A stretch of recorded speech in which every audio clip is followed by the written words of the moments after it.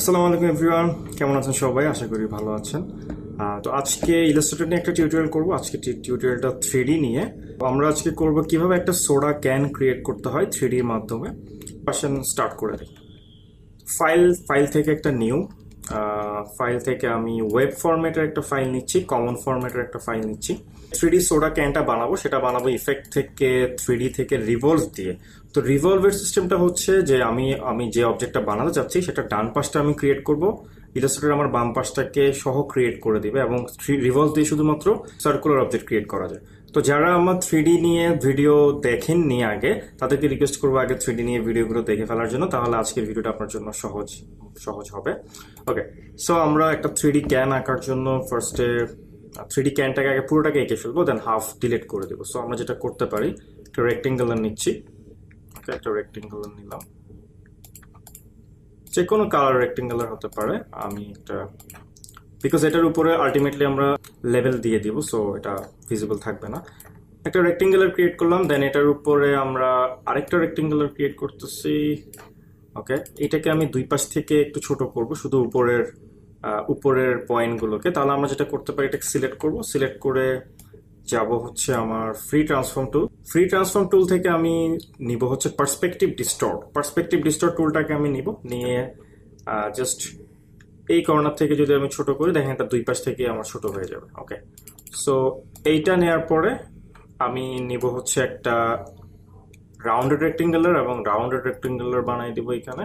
আমার রাউন্ডেড রেক্টেঙ্গুলারটা আরেকটু সার্কুলার হওয়া দরকার। সো সেই ক্ষেত্রে আমরা যেটা করতে পারি, এটা ক্রিয়েট করার সময় আমি যদি আপ বাটনটা ধরি, তাহলে এটা অটোমেটিক্যালি রাউন্ডেড হয়ে যাবে। ওকে, সো আমি এতটুকু ক্রিয়েট করলাম, আরেকটু নিচে দিতে হবে। ওকে, সো আমাদের উপরের পাশটা ঠিক আছে। এটাকে যদি আমি কপি করে নিচে নিয়ে আসি, তাহলে right click, transform, reflect, horizontally copy. So এটাকে ড্র্যাগ করে নিয়ে আসলাম নিচে, এবং এটাকে আরেকটু পাতলা করে দিতে পারি। আমার এই কালারটা চেঞ্জ হবে পরে, সো এটাকে নিয়ে আমি পরে চেঞ্জ করব। ওকে, এই পুরো অবজেক্টটাকে আমি একটা অবজেক্টে নিয়ে নিব। সো এটার জন্য আমাকে যেতে হবে উইন্ডো থেকে যেতে হবে পাথ ফাইন্ডারে। ওকে, পাথ ফাইন্ডারে আমি গিয়ে পুরো অবজেক্টটাকে সিলেক্ট করে ইউনাইট দেব।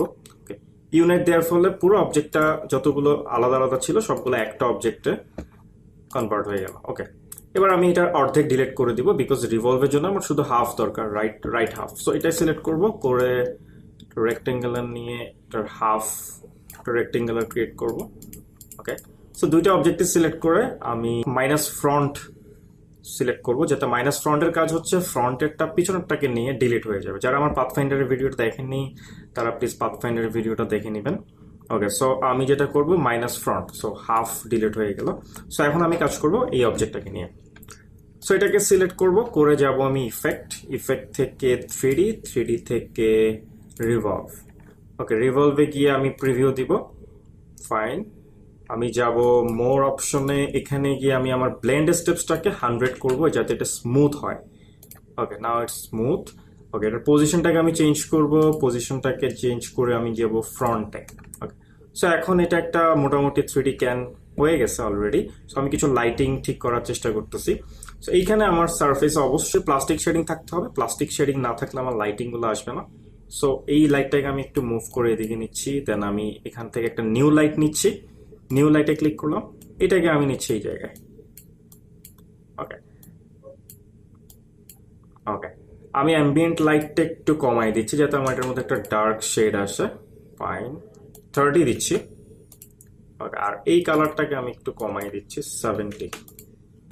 সো মোটামুটি আমার ক্যানের শেপ তৈরি হয়ে গেল। এইখানে আমি চাচ্ছি ক্যানের এই জায়গাটা আসলে অ্যাকচুয়ালি একটু সিলভার কালারের থাকে। সো যেহেতু আমার পুরোটা একসাথে করে ফেলছে, আমার এটাকে আলাদাভাবে চেঞ্জ করাটা আমার সম্ভব ছিল না। সো আমাকে এটা আলাদাভাবে বানাতে হবে। তো আমি জাস্ট পেইন্ট টুল নিয়ে এখানে যা আছে ততটুকু, জাস্ট হাফ এতটুকু ক্রিয়েট করলাম।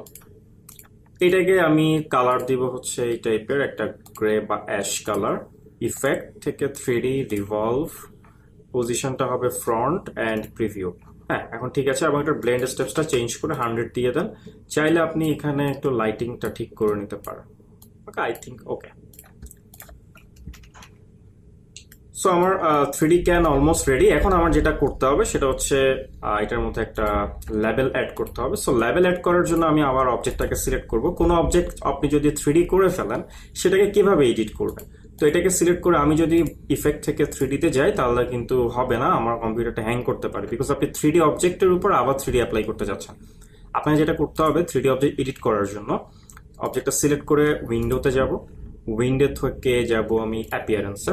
অ্যাপিয়ারেন্স থেকে আমি যখন আমার অবজেক্টটাকে সিলেক্ট করব, আমি যখন অ্যাপিয়ারেন্সে যাব আমি আমার 3D রিভলভটা দেখতে পাবো। এটা যদি আমি একটা ক্লিক করি এবং প্রিভিউ দেই তাহলে আমি আবার আমার আগের অপশনে ফিরে আসলাম। তো এটাতে আমাকে যদি কিছু বসাতে হয় এটার উপরে ম্যাটেরিয়াল হিসেবে, তাহলে আমাকে সেটা ম্যাপ আর্ট হিসেবে নিয়ে আসতে হবে। তো আমি আমার অবজেক্টটাকে আগে নিয়ে আসি। সো আমি ডেস্কটপে আমার অবজেক্টটাকে রাখছি, এটাকে জাস্ট ড্র্যাগ করে আমি ইলাস্ট্রেটর নিয়ে আসলাম। তো এইটা হচ্ছে আমার লেভেলটা যেটা আমার এই জিনিসটাকে কভার করবে। সো এই অবজেক্টটাকে আমি সিলেক্ট করব, করে আমি জাস্ট এমডে ক্লিক করতে হবে, এটা এমড করে নিতে হবে যাতে লিঙ্ক ফাইলটা এখানে ফিক্সড হয়। এমড করে নিব অ্যান্ড জাস্ট এটাকে আমি সিম্বলে নিয়ে যাব। সো সিম্বল প্যানেলটাকে নিয়ে আসলাম। সিম্বল প্যানেল যদি আপনি আপনার ডান পাশে না পান, উইন্ডো থেকে নিয়ে আসবেন সিম্বল। ওকে, সো আমি আমার যে ছবিটাকে জাস্ট এমড করে নিয়ে যাবো এবং জাস্ট ড্র্যাগ করে সিম্বলে নিয়ে আসলাম। ওকে, তো এটা একটা সিম্বল হিসেবে চলে আসলো এবং এটাকে আমি ডিলিট করে দেবো। 3D অবজেক্টে যদি কোনো ম্যাপ বসাতে হয় সেটা অবশ্যই সিম্বল থেকে বসাতে হবে। তো আমি আবার অবজেক্টটাকে সিলেক্ট করলাম। এডিট করার জন্য আমি যাব অ্যাপিয়ারেন্সে এবং অ্যাপিয়ারেন্স থেকে আমি 3D রিভলভের উপর একটা ক্লিক করব। ওকে, সো আমার এডিট অপশন চলে আসলো, প্রিভিউতে যাব, আমি চলে যাব ম্যাপ আর্টে। ওকে, সো এই জায়গায় আমাকে একটু বুঝতে হবে ম্যাপ আর্টে আমি কোন সারফেসের উপর আমি আমার এই ছবিটা বসাতে চাই। তো এই অবজেক্টের মধ্যে দেখেন অনেকগুলো সারফেস আছে, উপরে নিচে পাশে। হ্যাঁ, সো আমাকে এখানে বলে দিতে হবে কোন সারফেসটা। সারফেস 1 হচ্ছে আমাকে দেখাই দিচ্ছে যে রেড দিয়ে যে কোন জায়গাটা। আমি নেক্সট দিচ্ছি পিছনের দিকে, এইটা হচ্ছে এই সারফেসটা। 3 নম্বর সারফেসটা হচ্ছে এইটা, আমি নেক্সট দিচ্ছি। 4 নম্বর সারফেসটা আমার দেখে মনে হচ্ছে আমরা যেখানে বসাবো সেই জায়গাটাই সিলেক্ট হয়েছে, 4 নম্বর সারফেসটা। সো আমি এখানে যাব সিম্বলে, সিম্বল থেকে আমার নিউ সিম্বলটা সিলেক্ট করলাম। ওকে, সো দেখেন অলমোস্ট আমার জিনিসটা বসে গেল। তো আমার অ্যাকচুয়ালি যেহেতু আমার এখানে অ্যাকচুয়ালি ইলাস্ট্রেটরে আমি 3D করতেছি ঠিক, বাট আমাকে কিন্তু 2D ভিউটাই দেখাচ্ছে, শুধুমাত্র একটা ভিউ আমি দেখবো। সো পিছনে হয়েছে কি হয়েছে না সেটা আমার আসলে কি না দেখলেও চলবে। সো আমি জাস্ট আমার এতটুকু ফিল আপ করে দিলাম। ওকে, এতটুকু ফিল আপ করে দেওয়ার পর আমি একটু শেড আর্টওয়ার্ক দিতে পারি যাতে এটার মধ্যে একটা 3D শেড আসে। এটা চাইলে আপনি দিতে পারেন, না চাইলে দরকার নাই। আমি একটু করে দিচ্ছি, দিয়ে ওকে দিচ্ছি এবং এখানে আমি একটু লাইটের ইন্টেন্সিটিটা বাড়াচ্ছি বিকজ আমার এই পাশটা একটু বেশি ডার্ক হয়ে গেছে মনে হচ্ছে। ওকে, তাহলে আমার প্রায় হয়ে গেছে, আমি ওকে দিয়ে বের হয়ে যাচ্ছি এবং আমি আমার হলুদ কালারটাকে চেঞ্জ করে একটু পিঙ্ক কালারে নিয়ে আসি। আচ্ছা, আমি একটা কাজ করতে পারি, আমরা আমাদের যে কালারটা এখান থেকে আমরা একটা স্যাম্পল নিয়ে নিতে পারি, স্যাম্পল নিয়ে নিতে পারি। ওকে, তাহলে আমি আমার অবজেক্টের কালার দিয়ে দিতে পারি এইটা। ওকে, হয়ে গেল। তাহলে আমি যদি এবার একটু জুম করে দেখি আমার অবজেক্টটা। ওকে, ঠিক আছে। এবার আমরা একটা ব্যাকগ্রাউন্ড ক্রিয়েট করতে পারি চাইলে। সো কিরকম ব্যাকগ্রাউন্ড ক্রিয়েট করতে পারি, আমরা একটা এটাকে একটা গ্রুপ করে রাখতে পারি কন্ট্রোল জি দিয়ে। একটা বক্স ক্রিয়েট করলাম আমি এতটুকু, এটাকে পিছনে পাঠাচ্ছি, অ্যারেঞ্জ সেন্ড টু ব্যাক। কালারটা একটু ডার্ক কালার দিচ্ছি like this.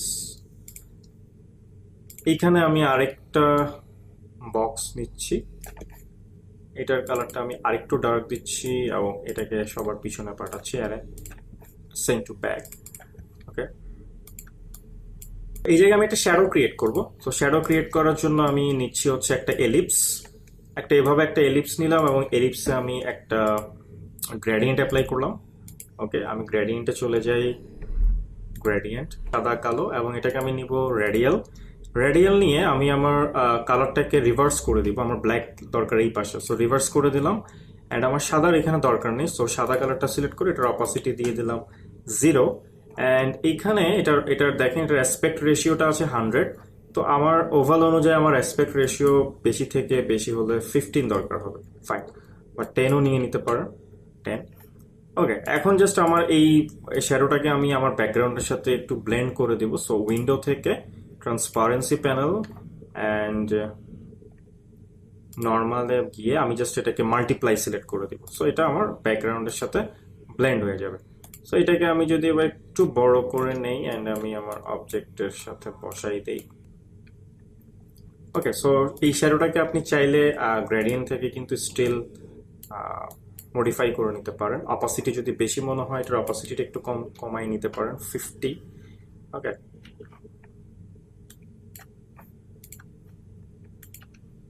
Okay, so I think আমরা আমাদের সোডা ক্যানটা কমপ্লিট করে ফেলছি। খুবই ইজি ছিল। সো আশা করি আজকে নতুন কিছু একটা শিখতে পারছেন। যদি ভিডিওটা ভালো লাগে অবশ্যই সাবস্ক্রাইব করবেন, লাইক কমেন্ট দিবেন এবং শেয়ার করবেন। তো ঠিক আছে, আজকের জন্য এতটুকুই। সবাই ভালো থাকবেন। আল্লাহ হাফেজ।